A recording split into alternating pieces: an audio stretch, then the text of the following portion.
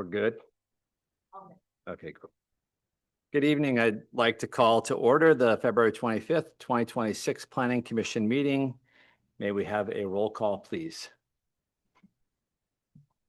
Commissioner Williams, Present. Commissioner Sy, Here. Vice Chair Woodward, Present. and absent, we have Commissioner DeFever and Commissioner Amir. Thank you. I'd like to open the public comment period for anything within the purview of the commission that's not on tonight's agenda. The Planning Commission cannot discuss or act on items that are not on the agenda. These matters will be referred to the appropriate entity for consideration. Do any members in the chamber wish to address the Planning Commission on any non-agendized items?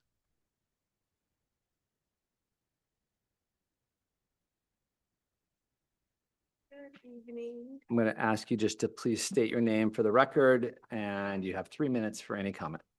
Good evening. My name is Joe Farns. I'm with the Small Business Administration. I'm here in regards to the early January storms, the king tides that came in. Marin County was added to the disaster declaration, allotting Marin County physical disaster loans eligibility and economic injury disaster loans eligibility.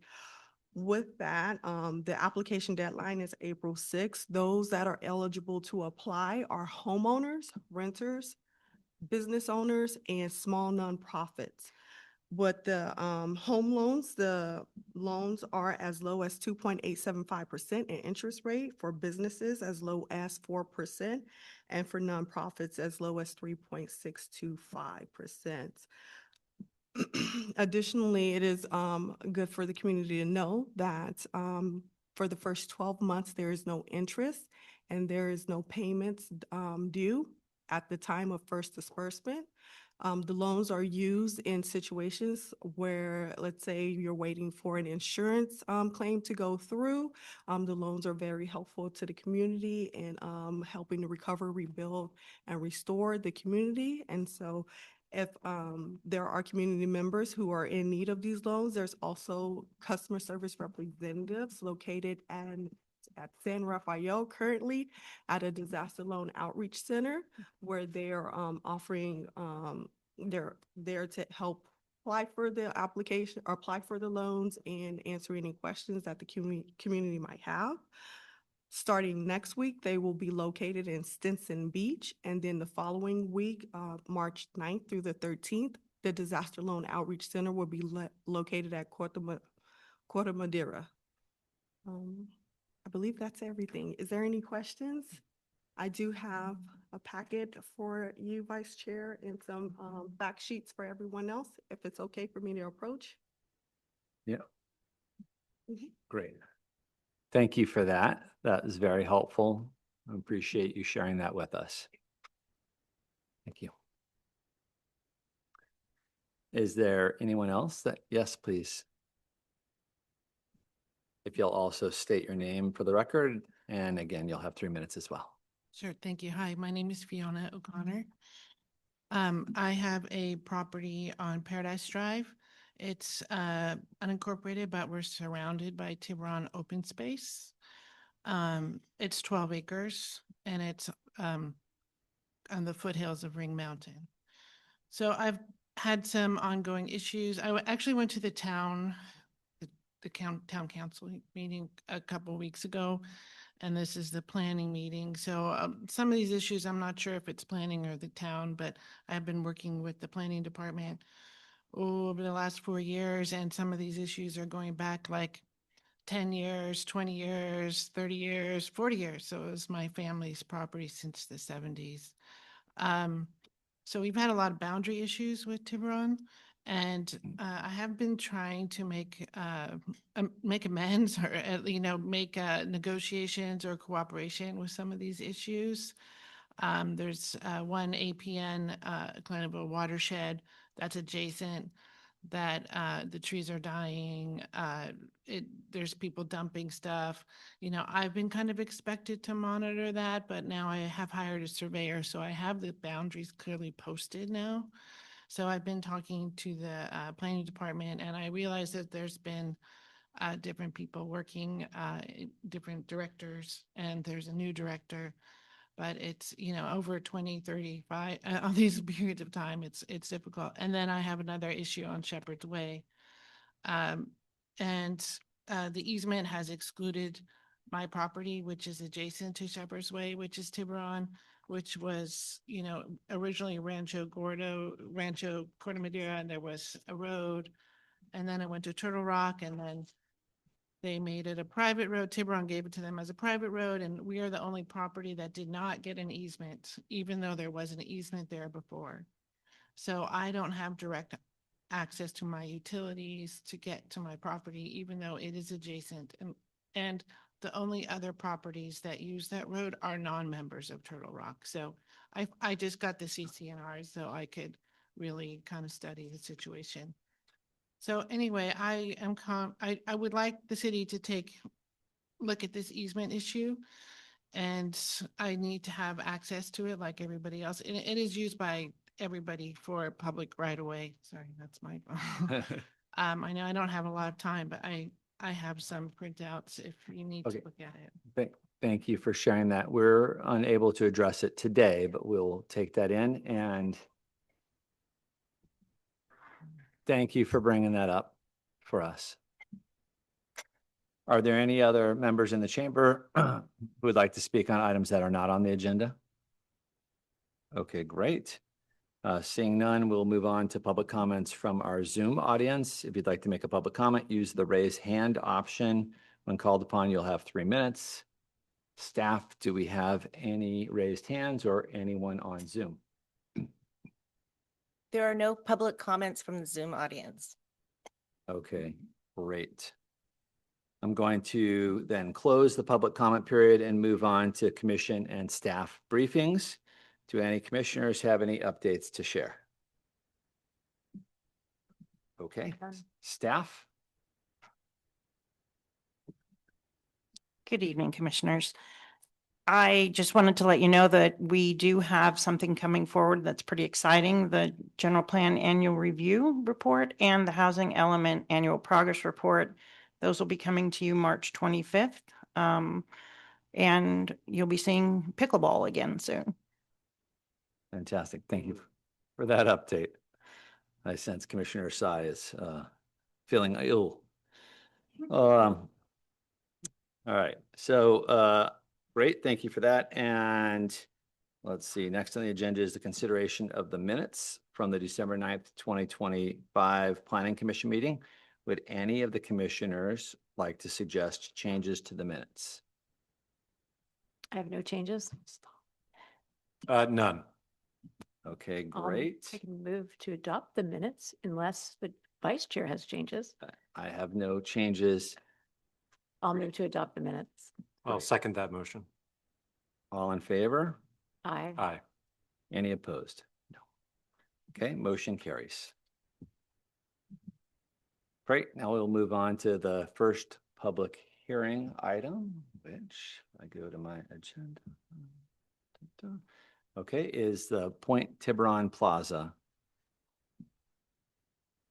Commissioners, do we have any questions for staff or the applicant? Well, do we have a presentation from staff first? Yes, apologies.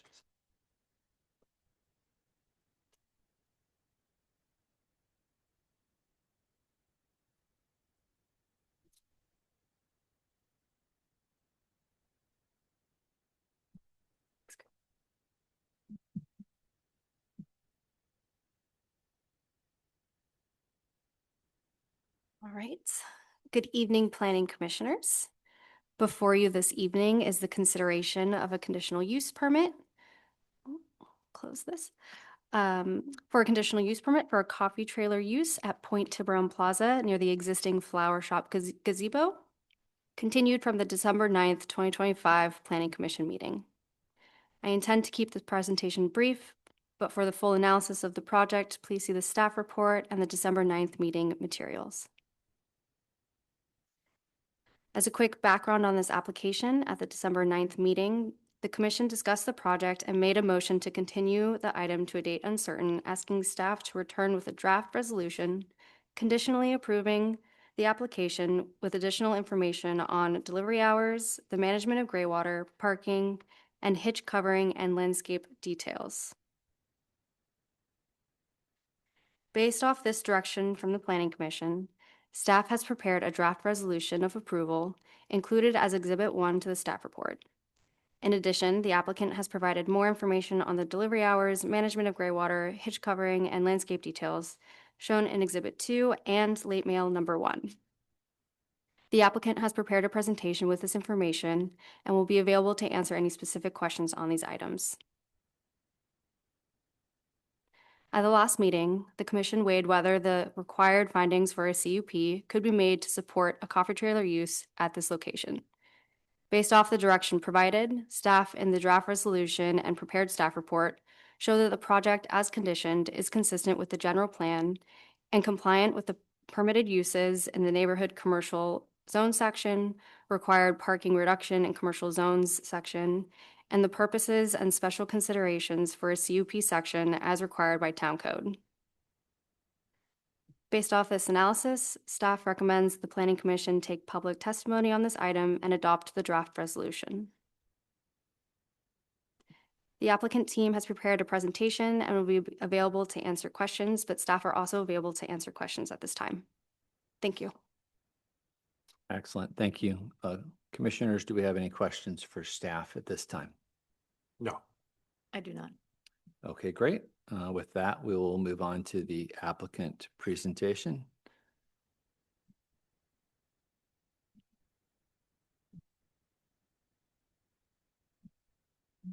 Welcome back. If you can just state your name Good to see you guys. for My the name's- record. Yeah, my name's Sam Cook. Yeah, All right, Sam, you'll have up to 20 minutes. No need to take it all unless you want to. sounds good. I present to you guys Paradise Coffee, which is a coffee trailer down at down Tiburon located at the Point Tiburon Plaza next to the existing flower gazebo and the existing bus stop. All right, let's do this. So the project description. So this is a grab and go type of vibe that we'd like to feel, where there's no benches, there's no tables to sit at. Daily hours, 6 a.m. to 4 p.m. Monday through Sunday. Delivery hours will be at 5 to 6 a.m. When needed. So usually would probably be 3 times a week. And there is a little red zone right in front where we'd like to do the delivery. And then the delivery car will be parked at the Point Tiburon Plaza parking lot for the rest of service. Maximum employees, since it's such a small trailer, will be 2. But majority of the time it'll just be 1 person. And then as far as unusual noise and odors, so the odors you're gonna smell are coffee, coffee, maybe paninis as well. Noises are the coffee grind being grounded and the espresso machine.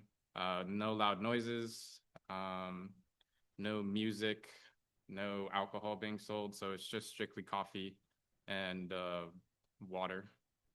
And that's, yeah. And then, so just like I mentioned, no loud music. We are going to be placing a 3-compartment trash right outside the trailer that consists of compost, recycling, and trash. And then that'll be taken out daily after service at 2 trash compartments that are located at the Point Tiburon Plaza.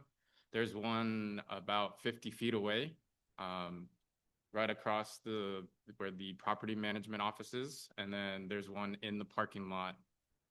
As you go into the gate, it'll be on your right-hand side. So as soon as service is done, clean up everything, dump everything in the trash, compost or recycling, and then go about our days. So this isn't one of those things where we drive, this is more about foot traffic. The sidewalk is 20 feet and we're not even on the sidewalk. So there's plenty of room be to walk around people that are waiting in line and whatnot. And then as far as car traffic and car parking, since there is a majority of that sidewalk is a red zone for the bus, we don't plan on having anybody park there. And then there is a 20-minute zone as well that people can use, but majority of the time and majority of the day, those are being taken for people that are working in Tiburon, unfortunately. So our main focus is on bikers and pedestrians and tourists, people that are, enjoying their day, enjoying enjoying the weather and whatnot, enjoying Tiburon. Site will always be maintained clean before, after, and during service, and making sure that we're up to the standard of the Point Tiburon Plaza and also of the town of Tiburon.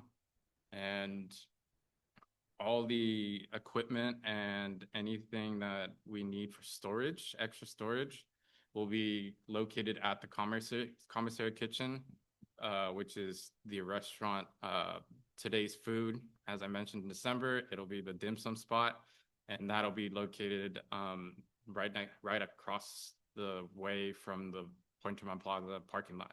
So if there was any emergency that we needed, or we need to do any extra prep, it'd all be right there. It's all walking distance, less than 100 feet. Yeah. And then, so this is the site map that that was planned. So the box on the right is yeah, there it is. So this is the flower gazebo. That's already there, and that's been there for longer than I've been alive, 30 years now, 32 years. Right next to it is a bush, and then right along the bush will be the trailer.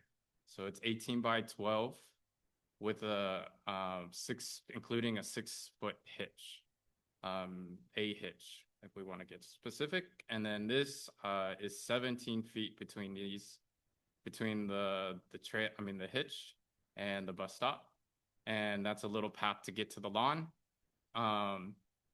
Yeah. So this is the overview of where it would be. It would be into these trees.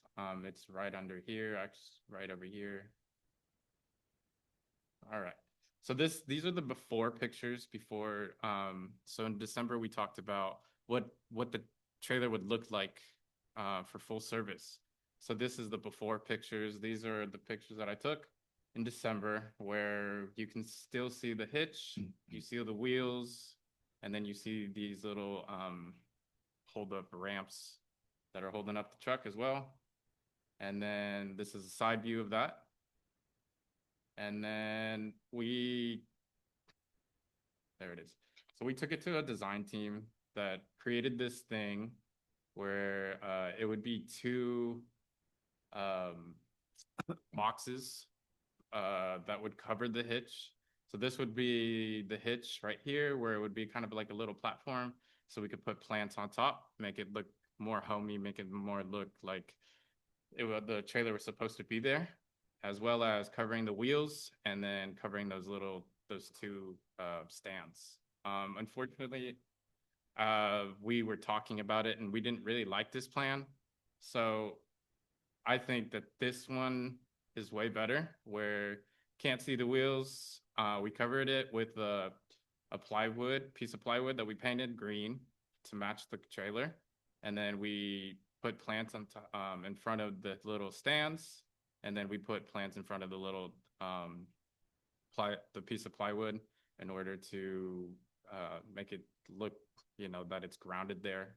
And then as far as the hitch, we put 2 boxes, 99. They're both 99.5 inches by 24.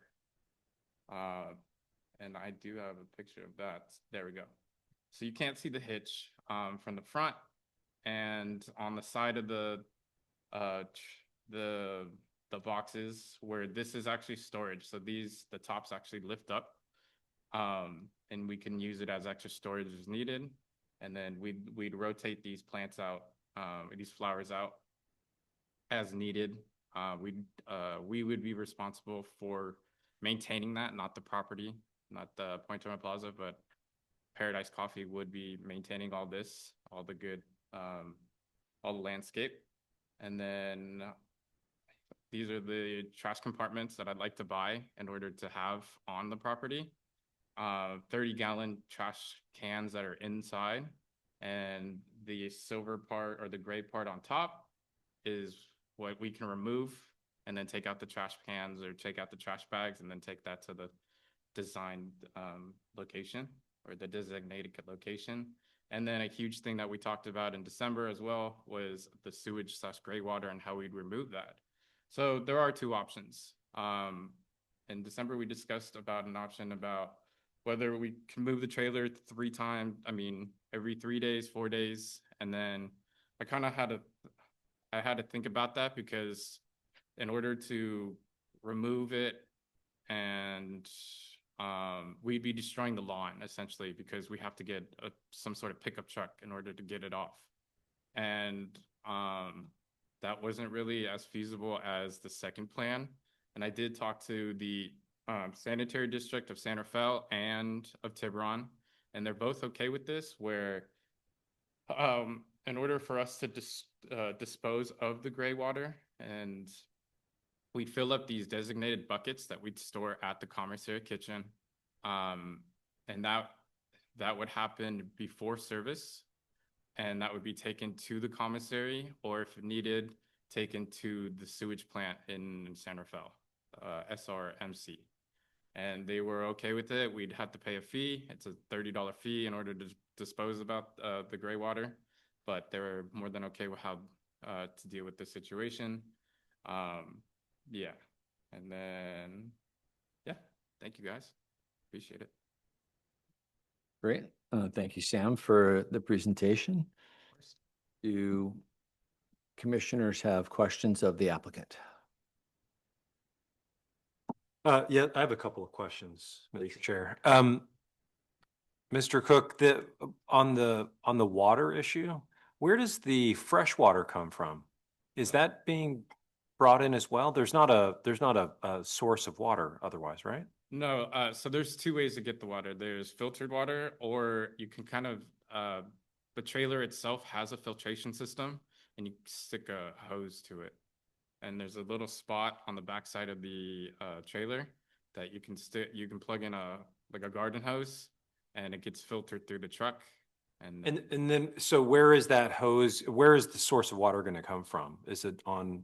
It's on property. It's right next to the it's right next to the Tiburon Nails. It's between Tiburon Nails and the Partners of Growth. There's already a hose there. Is that, and that's the interior, I assume, of that Point Tiburon Plaza that you're talking about? Correct. So is that hose going to be, what, snaked across a sidewalk or a lawn or something like that? It'll be snaked across the property and then on top of the lawn and then into the truck.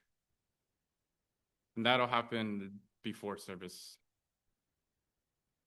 That way, at 5 o'clock in the morning, there's not a lot of foot traffic that we have to worry about tripping people.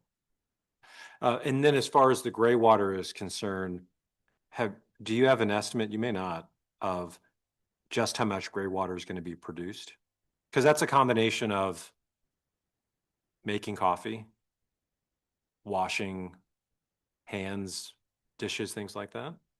Yeah, so to be honest with you, with this trailer specifically, I couldn't tell you because I haven't used it for service yet.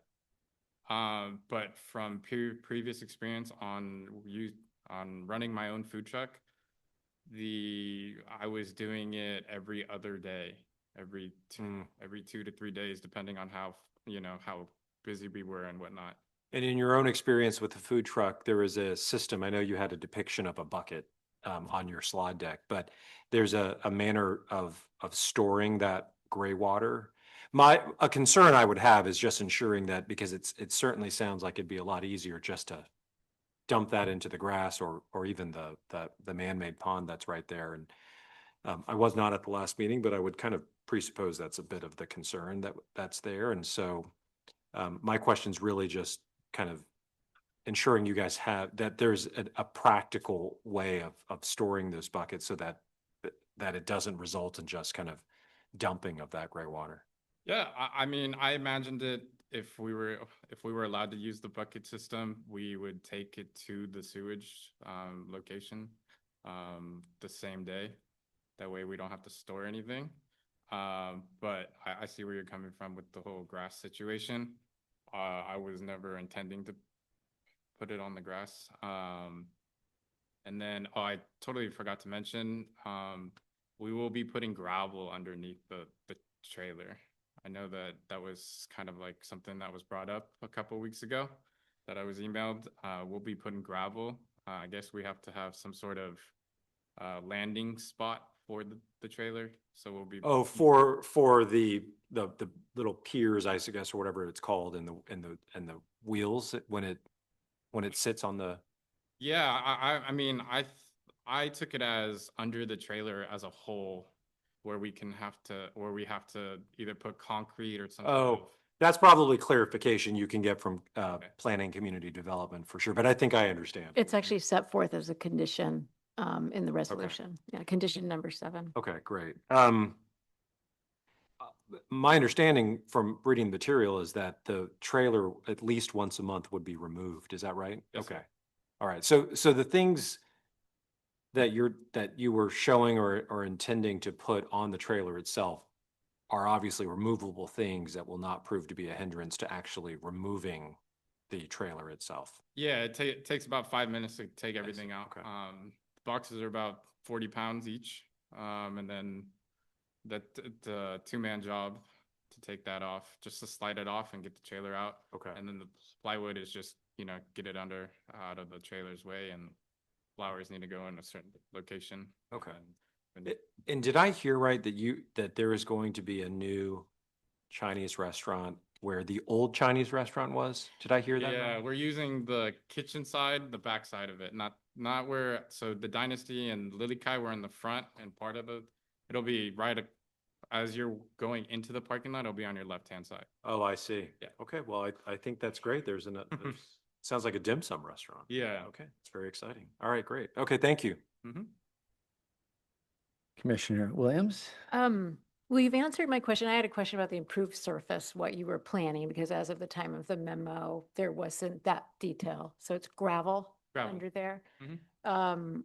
So I think that was one question I had. It's been answered. On the wastewater, I do see in the resolution that no discharge of wastewater, waste gray water is allowed on private or public property. So I think but I think what Commissioner Sy raised was more of a compliance issue in any event. And I think that's just kind of monitoring of the CUP itself. And that would come, potentially if there are issues around that, it would come back to us. The landscaping, so you had a quick question. So you have 2 people who will be kind of operating the cart on a daily basis, and they'll be monitoring just the kind of rotation of plants.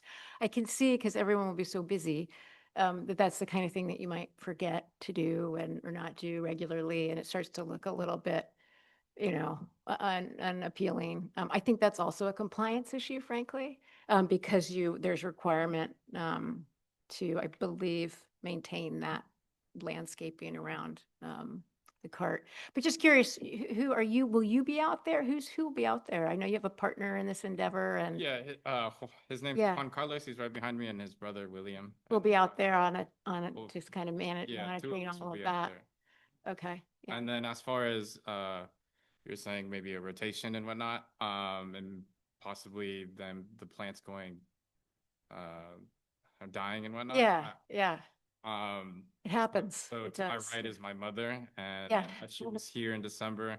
She's very Yeah. strict on how everything looks. Yeah. So I don't ever seeing them Totally. ever seeing them dying. Yeah, the best compliance officer you'll probably yeah. have. Those were really my questions, just some follow-ups to what was in the memo. Thank you. And I appreciate you coming back with a thoughtful presentation and sharing us a little bit more of the character of what it's going to look like. I'm wondering if you've had any more feedback from the public with it out there, if you've talked to more people or if there's been any correspondence with you and members of the public. At this point, everybody's kind of, they're urgently pushing me to get this open. Obviously, it's a process that we have to go through, but it's just every day everybody asks me, someone's got to ask me if I'm standing near it. Oh, when's this going to open? When's this opening? And unfortunately, I don't have a, a due date. So, but other than that, negative wise, no one's brought any negative attention to it. It's all been positive. Great.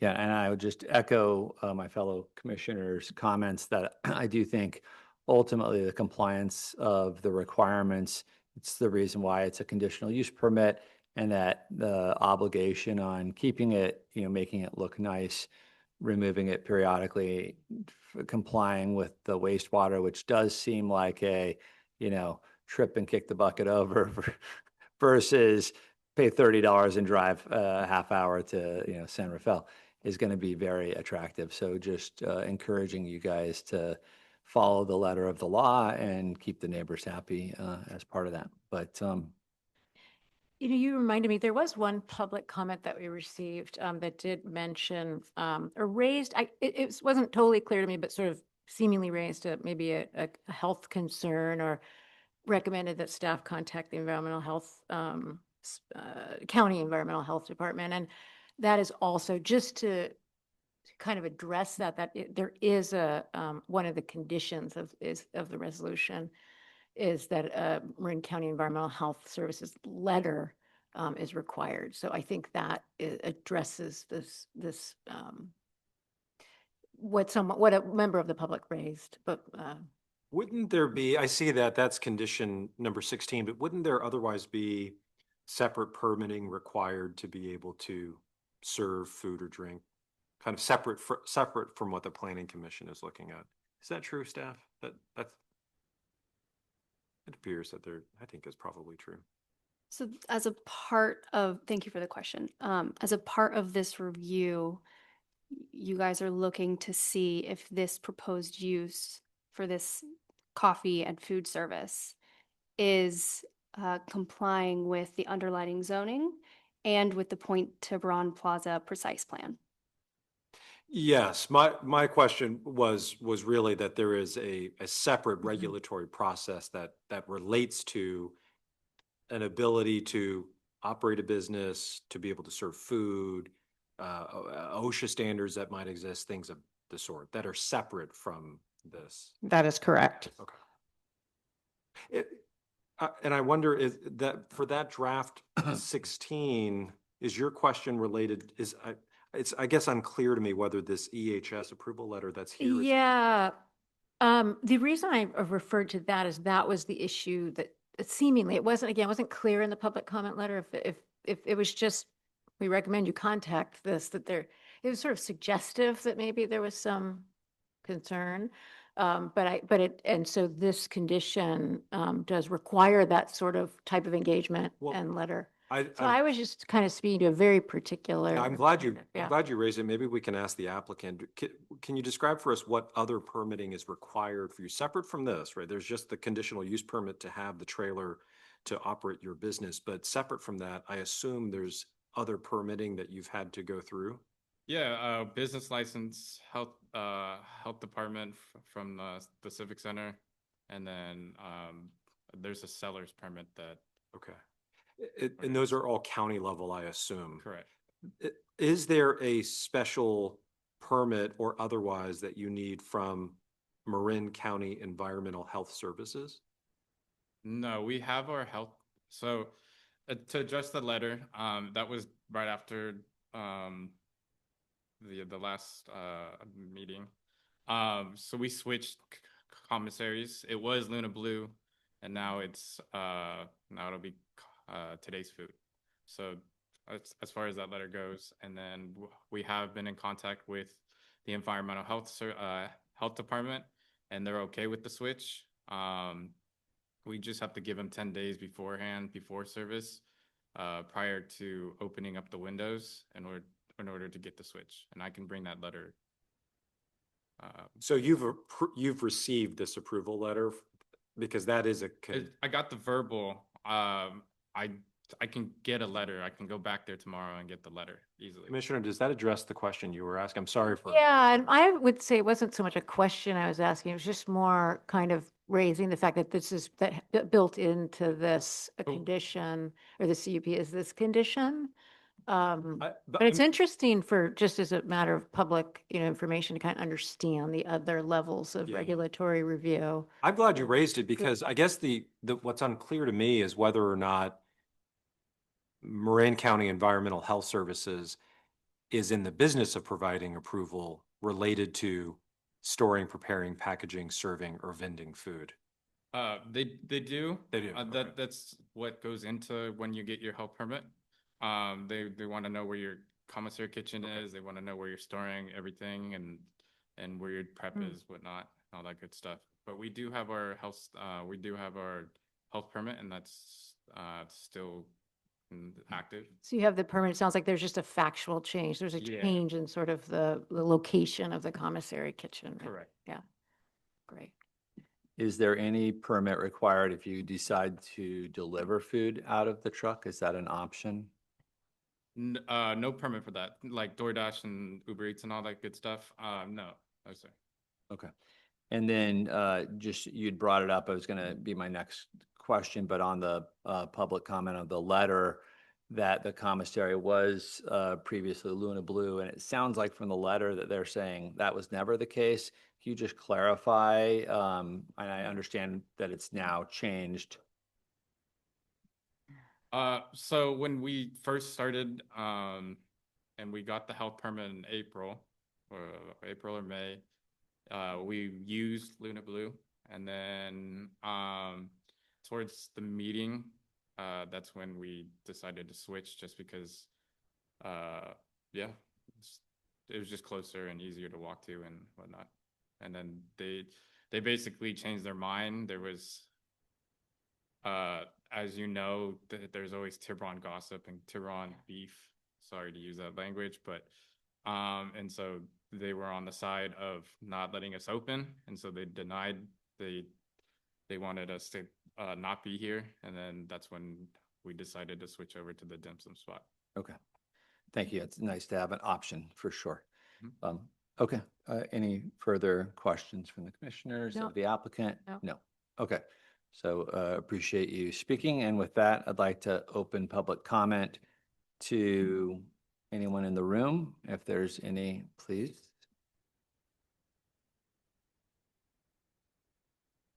Come on up. And as you're walking up, I will remind you, I'll ask you if you will state your name for the record, and you have 3 minutes to speak. Sure. My name is Amy Davis. My husband and I are big coffee drinkers, so we're very excited for Paradise Coffee potentially. I would just encourage a review of the proposed garbage cans that I saw in the presentation, which was an excellent presentation. The 3 garbage cans had openings. If the garbage cans will be left out when no one is there, that could potentially create an opportunity for wildlife to get into the garbage, which is something I think a lot of homeowners like we do experience. And if the cans will not be left out, then maybe that's not a concern. But if the cans will be left out, then potentially consider the aesthetic we have with the existing garbage cans in the downtown area, since they have a pull down functionality. And then they're also kind of cutely decorated with, I think, some kids' drawings and whatnot. So just observed that in the presentation and wanted to point it out. Thank you. Thank you, Ms. Davis. Appreciate that. Would the applicant like to address that comment about the garbage cans? I believe as you were talking to us, they would be cleaned each night and everything disposed of at the end of the shift, but maybe you can clarify if that's not the case. Yeah. Also, just sorry to interject, but I do notice that a condition of approval are covered cans. So that's an easy they're fix. required, yeah. Definitely an easy fix. We definitely can put a lid on top of all the trash cans, especially when we leave. But 100% of the time, all the trash will be gone anyway, so to avoid that. I do think just to clarify, and I would support that I think as I read the condition, that it's just buying covered. I would sort of think that it Yeah. means covered all the time. So, or however, there are lots of different ways to do trash cans. I know I've found myself If- managing a 200-acre property without any experience, and it's very true. Yeah. Trash cans can present a lot of problems. So I think that's just a safe way to go from the get-go. If I may, And it's we okay. should close the public comment if there are no further public comments and allow time for him to be in response. My fault. Okay, let's ask if there are any additional public comments at this time in the room. All right, seeing none, can we check with the Zoom? Do we have any raised hands? If there is anyone on Zoom, please raise your hand. Chair Woodward, there are no comments from the Zoom audience. Thank you. Okay, so with that, we will close the public comments. And I think we've got a summary from the applicant, but if you have anything more to talk about on the trash cans or otherwise, you're welcome to.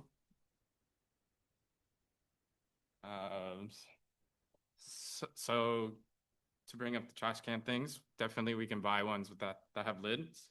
So there is no way wildlife can get in there.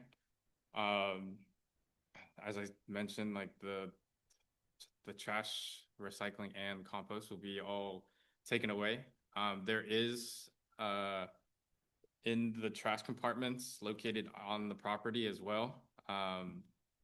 There are compost bins that are picked up regularly, and also in the back of the parking lot in the corner, we're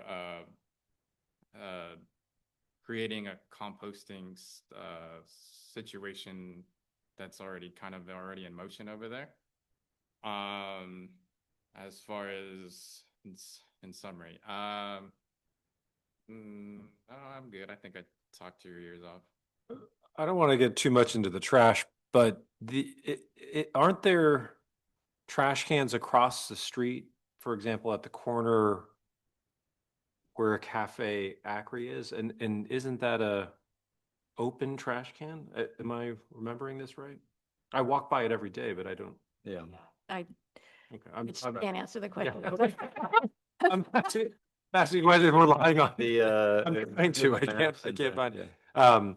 But the point was made though, which is really more of a burden on our Planning Community Development Office, which is just ensuring that there's consistency in the character of how things like trash receptacles look. So, and there is a provision in there about the trash receptacles, but I assume that would still flow through your office, Director, right?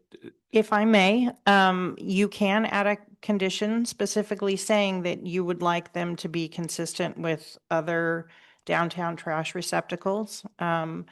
The same goes for other discretionary items such as the way to cover the hitch and all that will be ultimately coming through our office for final approval. If you do have certain guidelines you'd like to follow, say all the plants in the same color pots or, that type of thing, feel free to add that because otherwise I'm probably going to do it myself, but it would be probably more powerful coming from your commission. Yeah, I mean, personally, I don't feel the need for us to over granularize on it, including on the trash cans. It just the tail might start wagging the dog a little bit if we do that. But thank you for that. I would agree with that. I did notice the different colored pots. And if you're going to the nursery and buying 3 pots of the same, I don't necessarily feel the need to over, condition, but I just think it's a better look. And it's an easy thing. It's an easy thing to do. Yeah, so that's funny. We did. There's a quick photo maybe. We painted majority of the pots, and I forgot to paint those 3. But that's an easy fix. Yeah. We paint the same green that we use all over the plaza was the same Yeah. color as the pots. I had, thank you for clarifying, because I had assumed that was maybe demonstrative, that what you were presenting there was just to give us a sense of the landscaping. Mhm. Okay. Great. Any, I think, any further questions of the applicant? Okay, thank you for your time. Thank you. Appreciate that. Okay, and with that, I think, any questions of staff from the commissioners? None at this time. Okay, then I think we can open this up for deliberation and discussion. Which of my fellow commissioners would like to start? I'll start. I mean, I'm prepared to vote in favor of this. I think this trailer idea adds a nice dimension to the town. I think the conditions are appropriate for ensuring both environmental safety, ensuring that the trailer stays consistent with what we have in downtown. I'll note, and it sounds like the applicant understands it, it's a very unique area right there in downtown. And that's the whole point. It gets a lot of traffic. But it also carries with it, and I think our chair said it very well, a degree of responsibility as it relates to businesses who operate there. It's a shared space, that particular area. I'm comfortable that the applicant understands it. I'm very interested in the dim sum restaurant that was mentioned. Just as a side note. But I otherwise think this is a fine establishment to start. I look forward to seeing it and the growth of more business and foot traffic in that area. Thank you, Commissioner Sai. Commissioner Williams, comments? Yeah, I would agree with Commissioner Sai. I'm supportive of this project, and I just think it's a really wonderful, affordable, outdoor, pedestrian-friendly amenity that adds to just the diversity of experiences in downtown business experiences, some vitality, and I think it will attract it'll attract more people to downtown and provide early morning coffee, which I don't think is possible. There aren't as many opportunities for that. So I just think it's a really nice idea and a nice addition. And I really appreciate the time that staff has taken and your time to kind of think through how to make this really consistent with the surroundings, make it attractive, make it, it helps me feel comfortable making the findings that we're required to make under the Tiburon Municipal Code with regard to the conditional use permit. So I feel comfortable making those findings. And, I think it's really consistent with our new general plan and the goals and policies of the general plan. I'm also comfortable with the CEQA finding, this is exempt from CEQA as outlined in the staff memorandum. And also the finding regarding under the Tiburon Municipal Code regarding the parking lowering the number of required parking spaces. So I think all of that's really covered nicely in the memo. And because of that work and the work that you've done, I feel comfortable, doing what I need to do, what we need to do on our end to approve this. Great. And thank you, Commissioner. I would echo both my commissioners' comments. I think Commissioner Williams did a particularly good job of talking through the procedural requirements and that this really does align well with the general plan. And the more things that we can see developed downtown, I think the more people that it will ultimately bring, and that's good for everyone. So, but I'd also like to specifically applaud the applicant for taking advantage of a unique situation where you have access to everything from a commissary to facilities to running water to land, and being able to come up with a business idea that fits well in there. And from my perspective, I think it fits much better than maybe a mobile vehicle or a food truck, if you will. As much as I like to frequent those, I think, the optics and the looks of that are different than what Tiburon, generally speaking, is going for. And this seems to align well.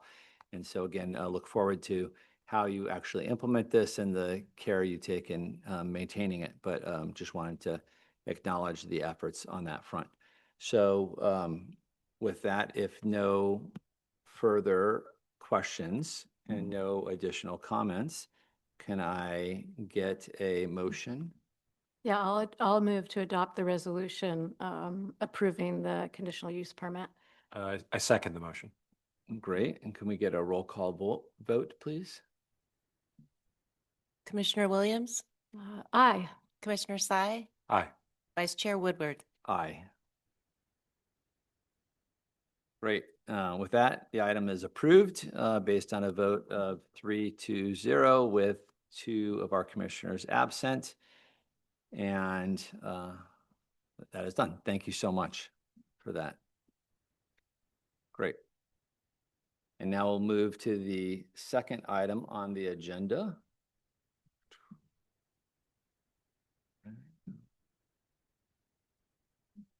So the next item is the our zoning for the Tiburon Municipal Code to amend the existing ADU ordinance.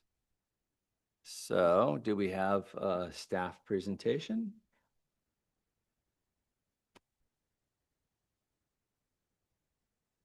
Yes, we have a staff presentation, and I am Savannah Van Aken. I am an associate planner here, and I will just have this set up in just one moment.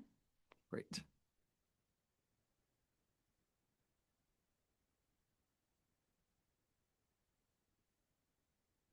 I keep forgetting to 1 minute, 2 minutes.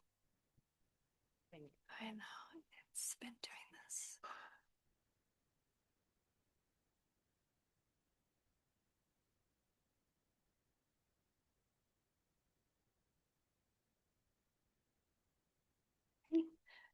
Good evening, Planning Commissioners. Before you tonight is the repeal and replacement of the Town Code section regulating ADUs and JADUs. State ADU laws are continuously updated to streamline the ADU approval process. The town routinely updates its ADU ordinance to keep up with the changes to state laws. The town last updated the ADU ordinance on February 5th, 2025. The zoning code amendments proposed in Exhibit 1 account for the changes to state ADU laws since last year. As a quick summary of the proposed changes, the updates include new or revised definitions, an update to the approval procedure process, an update to the size requirement language, refined language on how many ADUs are allowed, new JADU owner occupancy rules, and a staff proposed change to the courtesy noticing requirements.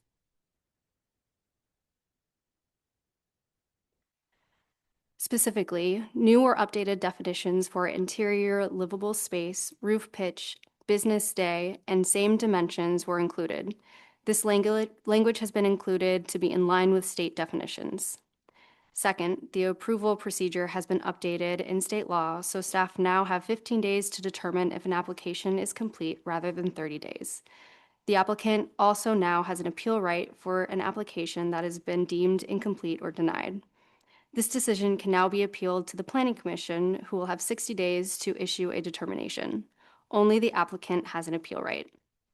Third, the term floor area has been replaced with the term interior livable space to comply with state law. Interior livable space is defined as a space in a dwelling intended for human habitation, including living, sleeping, eating, cooking, storage, and sanitation, not boiler rooms, attics, basements, or garages.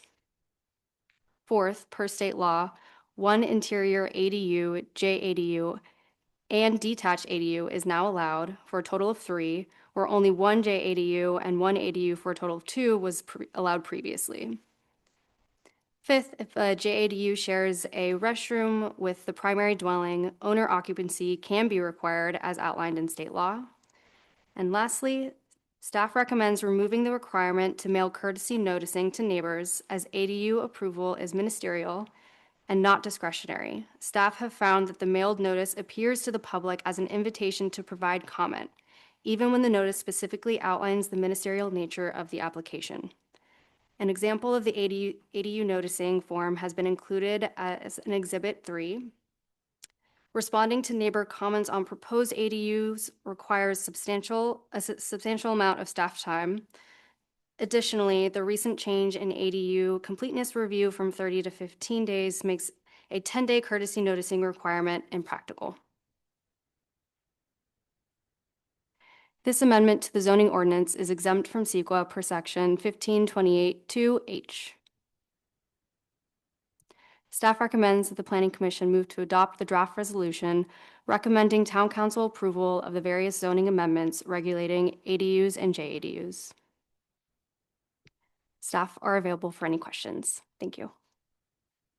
Thank you for the presentation. Do either of my fellow commissioners have questions for the staff? I have one or more, but Savannah, the primary issue that I'm concerned about relates to courtesy noticing, which was, I recall, an issue we talked a lot about. I liked the idea back then. It still appeals to me a lot. I was listening to what you described as far as the burden on your office, and I'm hoping you can describe that with maybe some more detail, because it's still not very persuasive to me, because I see the underlying value of providing notice to be greater than a burden that our office might be dealing with. There is, from, I believe, recollection from the last time this issue came before us, a real issue, perception or otherwise, that neighbors had no say. As it turns out, they actually have no say. But the perception, nevertheless, was that they were just deprived of the opportunity to be able to be heard, which all of us, I think, in the room can appreciate that fact at certain aspects of our life. That's the reason why I find that there's such value in the noticing. That you said something, though. So one, I'd like to hear more detail about just that burden. But two, you said something also interesting about what I guess was a 10-day notice requirement that we put forward. And I think you spoke of that the timing just doesn't work out very well. So maybe you could speak to that a little bit too, because I could see there being maybe some tweaking that we could do, but just my own preference, depending upon what you're going to tell us, I'm not persuaded that it would make sense for us to dispense with that.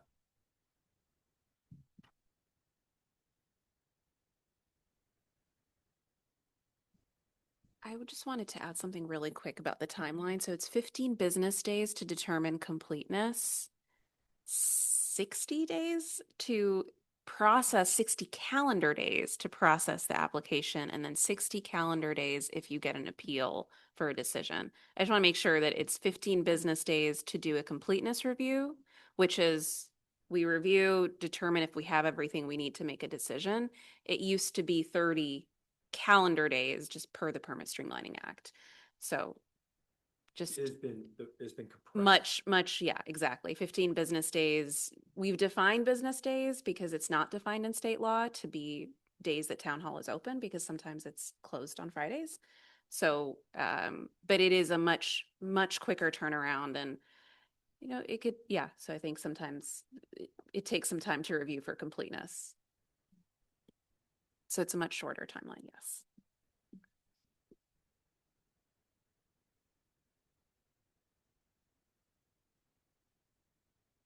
Yeah, thank you for the question. I can do my best to touch on some of the issues. In terms of staff time for noticing, the time that it takes to actually prepare the notice takes time, staff time, significant amount. So there's that element to it. And then also when that notice does get to neighbors, and they, are overwhelmed with emotion about change, and look to staff for guidance as to what they can do, who they can talk to, what they can do to change the outcome. Staff needs to spend time with them at the counter. Staff needs to spend time with them on the phone. Staff needs to spend time with them via email, to talk them through the regulations as outlined in the courtesy notice, to help clarify for them that it is a ministerial action. And it can be quite time consuming, and emotionally time consuming. And to be clear, we're not trying to say that we don't want to have conversations with people. It's just very challenging when you're, processing a lot of permits. What is the best use of staff time? Is it to make sure that we meet the state deadlines, which we have to meet, or at times using a lot of time to print labels, print the notice and that type of thing, which does more to stir emotions than maybe, maybe we can do a better job on the website of putting information on there or something like that. And, obviously it's up to your discretion. This is something that staff would definitely, prefer to not do, for the reasons Savannah outlined. And because state deadlines on all types of projects are getting tighter and tighter, that we want to make sure that we focus our resources on the best, the best possible use of our time. Yep, if I can follow up on your question, I understand, I think both sides for sure. And as somebody living across the street from somebody who just built an ADU, and it has zero impact on us, but on our neighbor directly next to us, I can only imagine what's going through their head right now, because it just happens to be that, 4 feet from the boundary, which happens to be the window of, their office. And I haven't asked that particular neighbor, like, were you notified? But since I'm across the street and I wasn't notified, I assumed that there was no notification on it, or, limited in terms of what they may have heard. And I just wonder if there isn't a way to leverage technology today to do a notification that can, reference the website, have better FAQs if they're not good enough, if they're not answering the questions. And even in the letter itself of the notification saying, this is ministerial, as long as the application is complete, there is no appeal, no action. It does. So, and then again, and I guess your risk is you're raising emotions and then they're calling in, and do you need to talk them down? Or can you be as direct as the letter is and just say, I'm sorry, all of this gets addressed at the FAQs? And again, I can see both sides, but I appreciate, as much technology as we have today, it seems like we could alleviate some of the burden that falls on staff.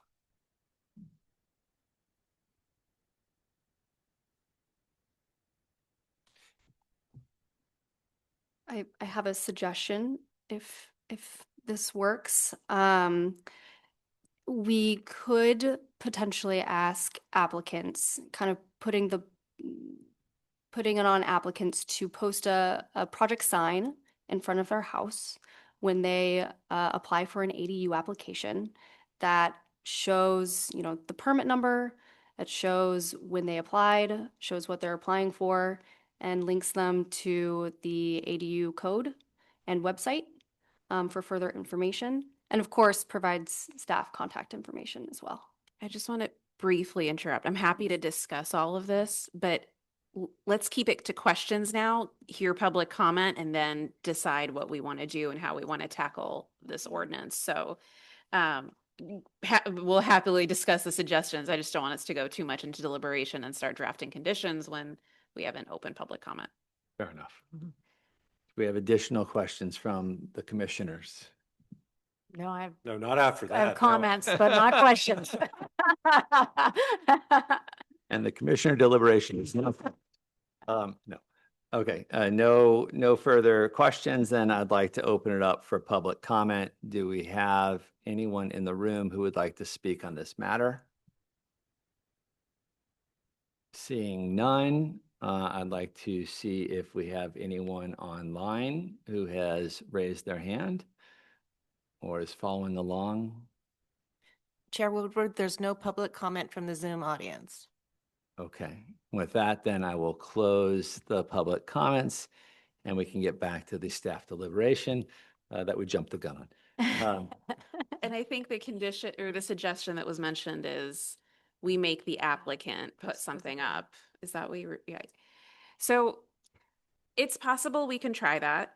I mean, HCD has gotten very, very restrictive on what you can do with ADU ordinance. There is Government Code 66314 that lays out what we can do in our local ordinance. And then 66315 says 66314 sets the maximum. You can't go beyond that.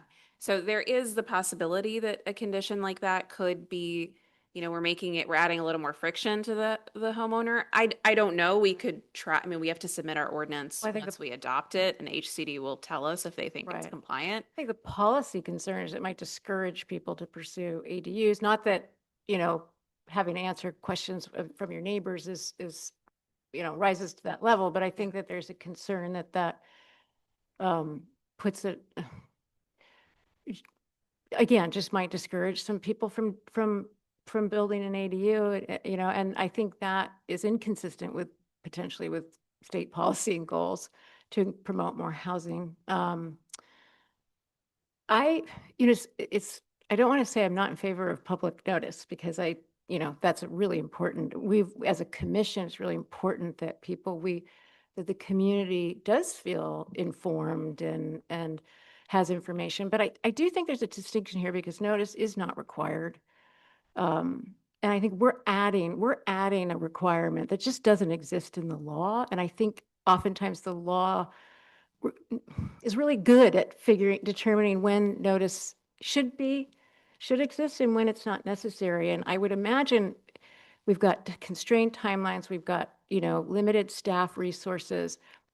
When I do the cost benefit analysis, I'm not sure that this is the best way to keep people informed. I like the idea of a website that has robust information, especially in the case where I should say it's not just the fact that it's not legally required, it's the fact that there is no recourse. There is no recourse for people.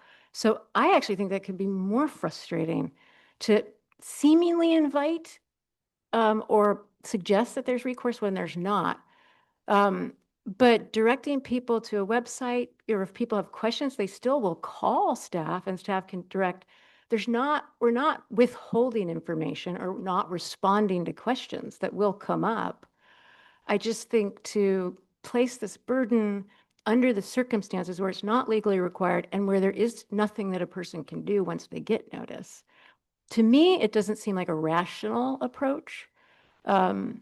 And so but I've further felt that way from the beginning when we had this conversation previously. And I am not saying that public notice and courtesy notice, that those are not important things, or that looking for other ways to provide information to address questions, to allay concerns. That certainly is, and I know is a priority for town staff. I just think to me, it doesn't seem like a wise, way forward approach, here when we're to make it a requirement of the zoning. Well, we have to remember, I think, the reason why we talked about courtesy notice in the first place. It was because there was a greater concern that with all of the change, I think it was part of Savannah's initial presentation, that there is a lot of fluidity in the ADU and JADU laws. They're changing, it seems like, at least a couple of times every year. Because of that, it actually sows more confusion than less. I happen to respectfully disagree with the idea that the law is very good at being clear. I think the law is exceptionally good at being unclear. That was my description of it. And it's because the law is frequently at odds with how things work on a very practical level, that there is some kind of things in the joints that we have to fill in. In this particular instance, I like the idea that Savannah came up with, that staff came up with, as it relates to what if there was a notice. I share the concern that I think the word friction was used. I don't have a problem with some degree of friction. I think it was our council used the friction. It's a good word. I don't have a problem with friction to the if it's not being used as pretext to prevent people from building. That, I think, stands at odds with the spirit and the letter of what the law is clearly saying about building. But I think the issue is that it does put some burden. Again, there might already be, and I think this might be why the idea even came up, there might already be some posting requirements that one must do to build, regardless of, this ADU thing, right? In other words, even in the course of building, I think you still have to put something up. So I actually don't see it as creating friction. And again, I was just mentioning it from personal experience. But I wonder if, in the context of this discussion, and I will say again, I do believe that courtesy notice has value, even if it's the case that people don't technically have a recourse because it has already sowed, I think, more confusion than less to have nothing out there. But I wonder if the notice could be tweaked to just specifically direct people to the FAQs on the website. So it streamlines quite a bit just in terms of the notice. I admit it doesn't take care of what sounds like the actual label printing, the administrative costs. That sounds like a real thing, and I'm certainly not saying it's not. But I wonder if the notice, because I heard and I can see how even with the best wordsmithing, people see it and they don't maybe even bother reading the rest of the courtesy notice, which just makes the whole thing somewhat pointless. But saying this is a courtesy notice, and I'm not attempting to wordsmith right now, but this is a courtesy notice. You have no recourse. That sounds like it could be drafted better than that. But then saying, go to the FAQs. I admit, even what I just said would not be a total solution. You would still have people have questions, but I assume it's the case that the FAQs, which are on the website, go into more detail as far as the provision of information. And so I wonder if that might help a little bit. But again, I'm obvious. Well, maybe it's not obvious. I am sympathetic to the clear administrative costs that the town has to bear in this process. I just see the value of giving neighbors just an understanding of why is it something's being built next door when I have not heard of a thing. It just provides some immediate clarity, admittedly not perfect clarity. Then the notice would give them the opportunity to go to the FAQs to try to get those answers. What do you think about that? I'm sort of coming around to this, seeing if it's possible to, you mentioned that when people are building, you see little signs like Yes. permit, this is the permit, we're building under this permit. And we do see that a lot around town. I think that's a really valid point that you do see that. It's not like we're targeting, builders of ADUs. So that is an idea that I could get behind. I mean, I would support looking into it I'm gonna as an offer, alternative. maybe a third. I can't believe on my first night in 5 years as commissioner, I get set between warring factions of perspectives. So I'm going to try and bring it to civil discourse. Look, I agree. I really like the idea of the sign. I thought it was very clever.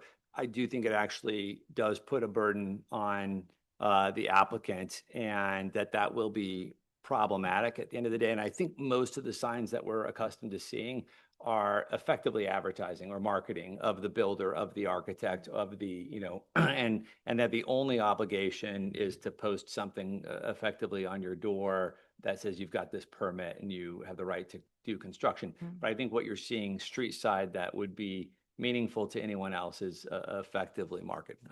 I could be wrong. But I think requiring the applicant to do something does cause a burden that, we risk getting it struck down, sent back, and having this discussion again. Alternatively, I think just telling people, we've got a website, you should check it, feels like it's incredibly passive. It will require someone to know where the website, which link, check it on a regular basis, see if it has any pertinence to them. Even the best of people will check it for 12 months in a row. It has no relevance to them. And then, on the 13th month, their neighbor builds an ADU. And so, they're going to be upset anyway. So I do think that the solution is what you've done historically, which is some form of a courtesy notice. I do come back to, because the courtesy notice is effectively not required, that we don't have an obligation that it has to be mailed out physically. We could set up some sort of a form where you could come to the website one time and register your address and an email address. And as long as you've done that, and we happen to have some pretty good journalists in the room that could maybe help us get the word out, right? You could register, sign up, and then you have an active forum where you don't have to do anything else, but you'll get an email if something is built or is going to be built, proposed, permits applied for within a certain area. And again, I think that just addresses the labeling and the cost and the time and the effort of getting the notices out. And since there's no actual requirement to get notices out, there's no obligation for them to be physical in nature. And then the second is, back to Commissioner Sai's comment, I think there's a way to send the message that says this is purely informational only. Here is the link to the website with all the FAQs.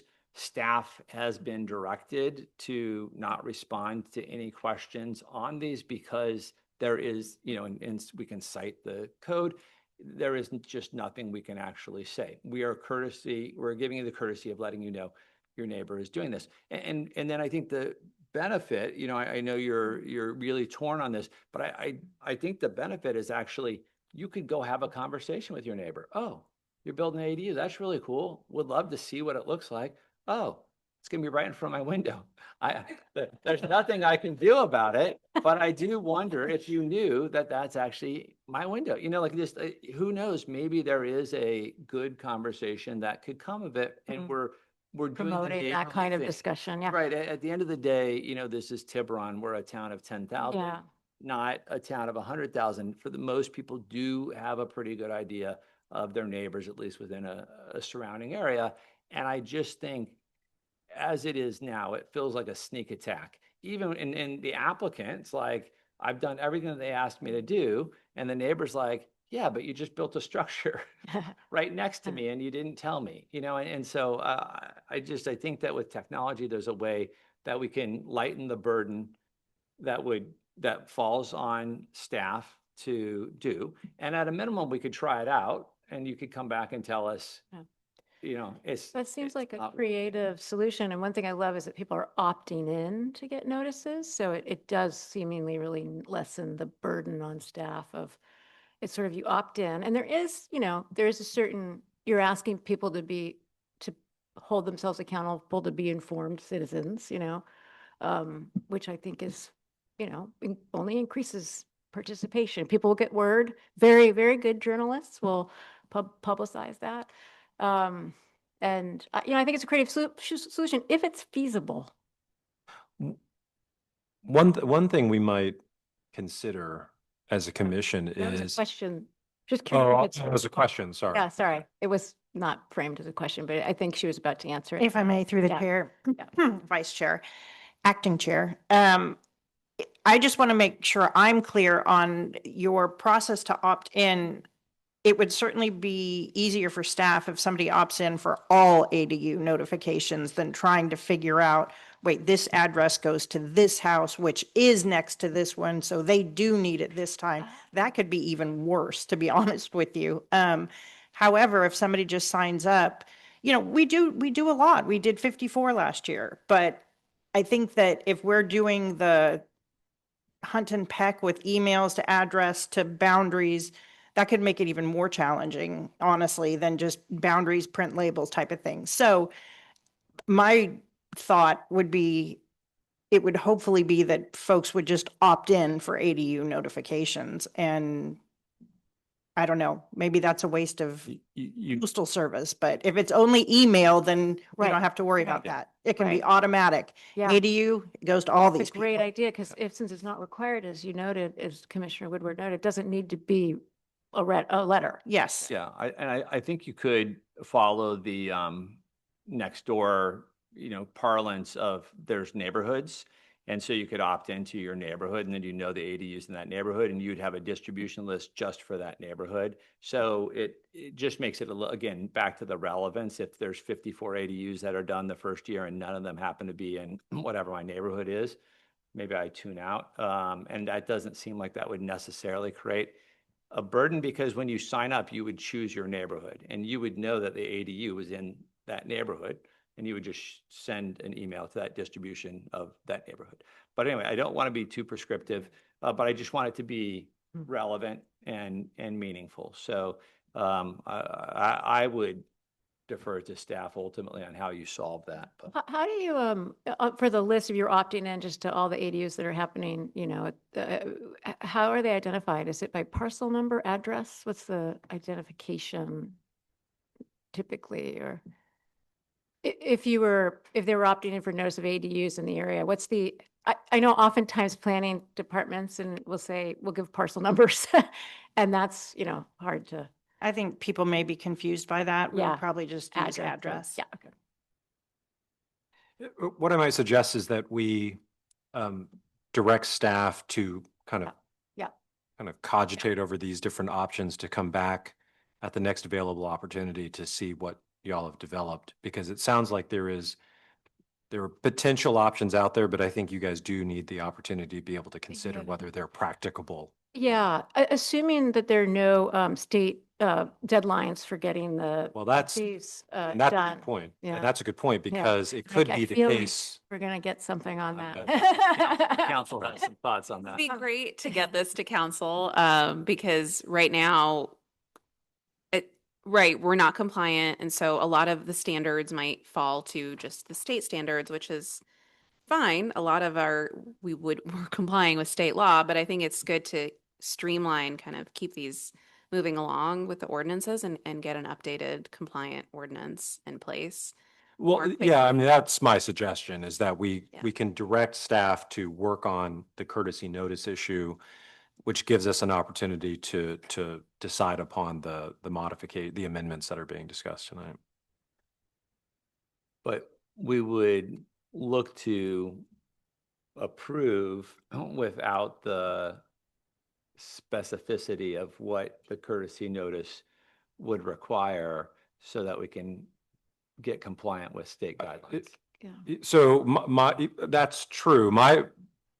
My feeling is that we should leave the courtesy notice in place, give staff the opportunity to come back with something that would provide either some modification if needed to the code. It may not even be necessary to be able to do that, because a lot of Right. the mechanics ultimately happen at the staff level anyway. And I do not think we should try to build in too much of that into the Right. code itself, but then otherwise allows us to make the amendments. Can we, and I'm not suggesting that you'll like this approach, but since we're making recommendations to the town council, the town council will deliberate sort of separately, can we ask staff to go to the town council with a recommendation? The planning commission would like to see, does it have to come back to us? We're recommending this for council review.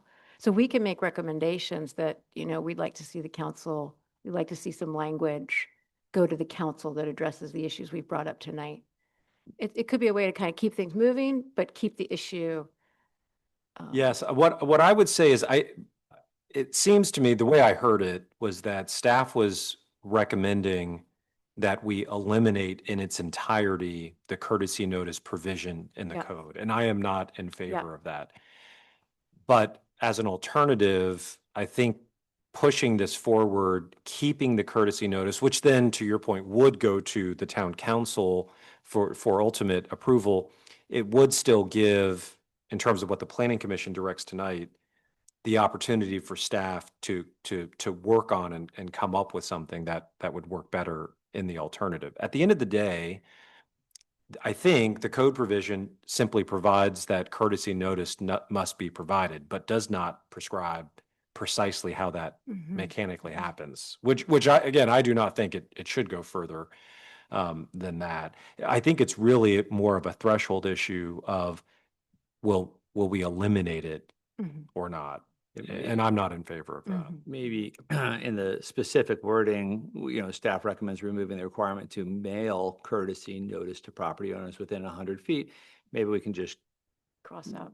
cross some of that out, make it more broad so that And look for the- there's still some courtesy notification to, and if we go with the opt-in, to neighbors who have opted in to be informed of ADUs.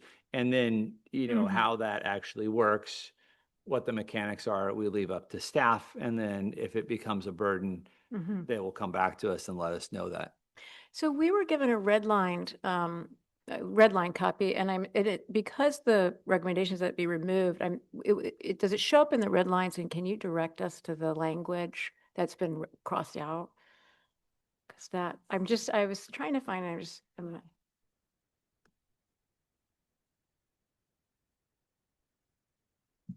But in the, In the in the red- red line form. Yeah, I'm of- looking for the original That's- mhm. language that's been crossed out, which presumably is showing, should show up in the red Yeah, line. that's what I was looking for too. It's under B5 at the very end.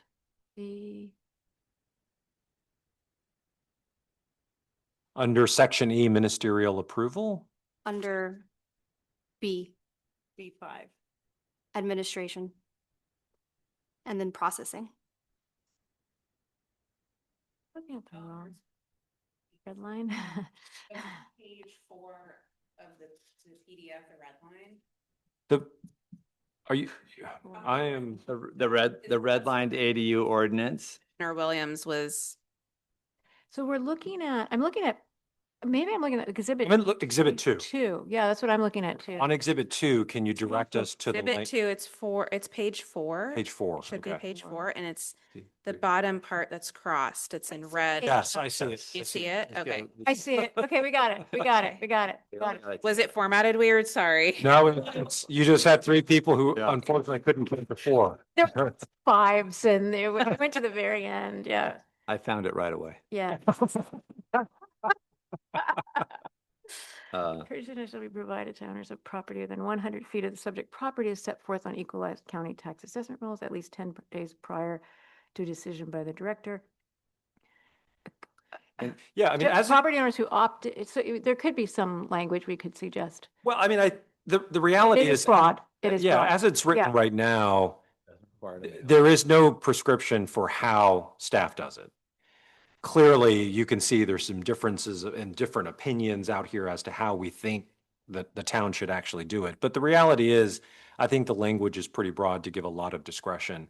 That's why I kind of viewed that, Commissioner, as a more fundamental threshold question staff's asking or recommending at least, which is just get rid of the courtesy notice provision. Yeah. The only thing is, as I read this, it sounds like a courtesy notice is provided to all owners of property within 100 feet. And I do think that's more, that Seems to be burdensome. it's a little bit broader than the suggestion that we have people opt in to receive notice. That is limiting in a way that addresses the issues that we're talking about tonight. So I feel like we could add some language to that. Something like a courtesy notice shall be provided to owners of property who opt in. Something. And Well, yes, I, in 100 feet of the subject property. But I think I- that sounds like that's burdensome to staff. well, it's not, Oh. I guess my issue with that is I understand the point you're making now. My issue is more that we're iterating on it right now, Yeah. when I think staff should be given the opportunity to really kind of sit Yeah. with it. And because it may very well be that the Mhm. idea that the chair came up with is exactly Yeah. one, but building in Yeah. language now before staff's really had an opportunity to really even kind of think about it, the practicalities might prove. What would staff Yeah. like or recommend for us to do, given that we'd like to keep some form of a courtesy notice in there? But keep it, also keep it moving. Status quo might be a little less, but I would, of course, Ah. want to hear from everyone. Possibly we leave it as is for now and then we'll ponder on what you've said, because I think all of you have made very good points. It would be great for us to identify what technology we have that could streamline this and make it easier. And so in the staff report, we could say the planning commission, we opted to leave this language in. However, they gave us direction to try to come up with I'm sausage making and it's not going to be that articulate, and then go to the council with whatever it is that we suggest and then have them make the final determination. Right. That's what I would So- recommend. Yeah, I would. Yeah, and I would say not that anyone needs to push AI any further in today's day and age, but this seems like a perfect use case where you feed it with the addresses and ask it which ones are within 100 feet and That Maybe sounds it's kind of lovely. just. I don't know if we could do that. I'd have to check with council. You But, need to what hire- I will say is worst comes to worst, either they leave it as is, the way it's written now, or, they take something that we think is better, or they strike it. So, Right. They're going to do what they want to which do. they with would it do in any anyways, event. because Yeah. they're the ultimate authority. They Yeah. are. Yeah. You were. Yes. Yeah, So, yeah. so with that, can we get a motion from either of my fellow commissioners with the modification? We'll turn to Commissioner Sai for this one since he's good. Aye.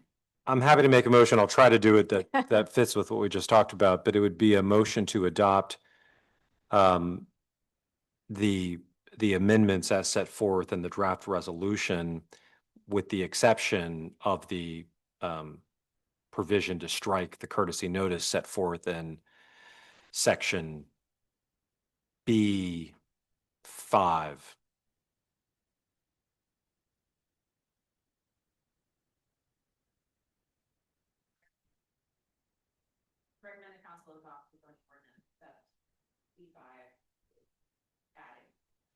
Except for, yeah, except for the The removal. the struck language in B5. That's right. Because there is otherwise additional language that was included in B5. Yeah.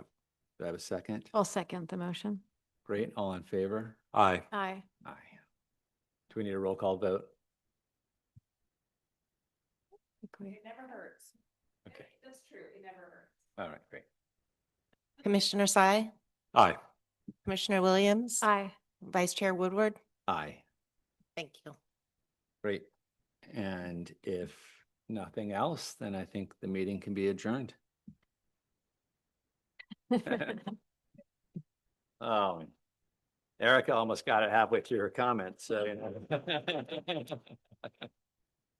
Good monster.